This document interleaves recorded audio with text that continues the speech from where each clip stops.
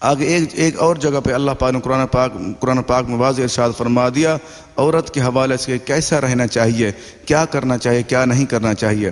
آگے طلاق کے حوالے سے کچھ وضاحت کر دوں کہ طلاق کی کون سی قسمیں ہیں۔ اللہ پاک نے تین قسموں کے بارے میں ارشاد فرما دیا۔ ہمیں اس چیز پہ غور کر لینا چاہیے، جو جتنے بھی حقوق ہیں، جو بھی صورتحال ہے، اس پہ ہم غور اگر کریں گے تو وہ صحیح طریقے سے کام چل سکے گا۔ اور کچھ لوگ اس بات پہ ناراض ہوتے ہیں کہ طلاق کیوں ہے۔ دیکھو، ہم اس چیز پہ غور کر لینا چاہیے، جو اللہ پاک اسلام نے جو حقوق ہمیں دیے ہیں وہ ہمارے لیے مکمل ہے، ہمیں غور صرف نہیں کرتے۔ جو طلاق کا دینے کا حکم ہے اگر صحیح طریقے سے دی جائے تو وہ ٹھیک ہے، کوئی حرج نہیں۔ اور کچھ لوگ کہتے ہیں کہ بالکل ہی یہ کام ہی غلط ہے، ایسا نہیں ہے۔ اور آگے میں کچھ طلاق کی قسمیں بیان کرنا چاہوں گا۔ طلاق کی پہلی قسم ہے طلاق احسن، اور دوسری قسم کا نام ہے طلاق حسن، اور تیسری قسم کا نام ہے طلاق بدی۔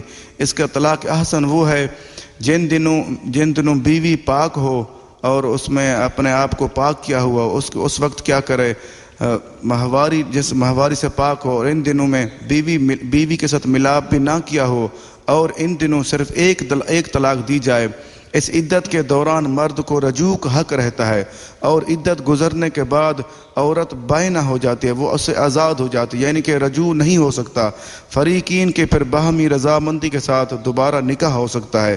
اور دوسری قسم وہ ہے طلاق حسن، وہ قسم وہ ہے جن دنوں عورت پاک ہو اور ملے بھی نہ ہوں، اور ان دنوں میں ایک طلاق دے، اور جب ایک ماہواری دوبارہ گزر جائے، دوسرا مہینہ، تو پھر بغیر ملے دوسری طلاق دی جائے، اور جب دوسری ماہواری گزر جائے تو بغیر ملے تیسری طلاق دی جائے۔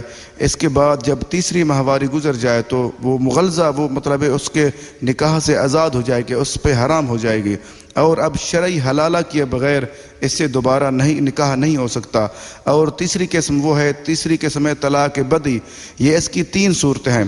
پہلی صورت یہ ہے کہ اگر کسی مرد میں کسی عورت کو ایک ہی دفعہ کہ 3 طلاقیں دے دی ہیں، کوئی بغیر سمجھے سوچے، اس کو طلاق بدی کہتے ہیں، وہ بھی غلط طریقہ ہے، اس میں وہ مرد مجرم ہوتا ہے، اس طلاق سے رجوع کرنا واجب ہے۔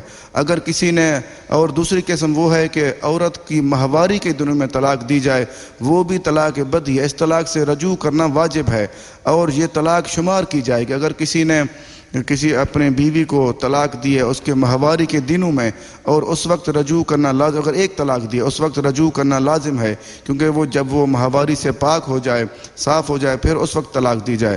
اور تیسری قسم وہ ہے جو ان دونوں میں طلاق دی جائے، ان دنوں میں طلاق دی جائے، دنوں میں عورت سے ملاپ کیا ہو۔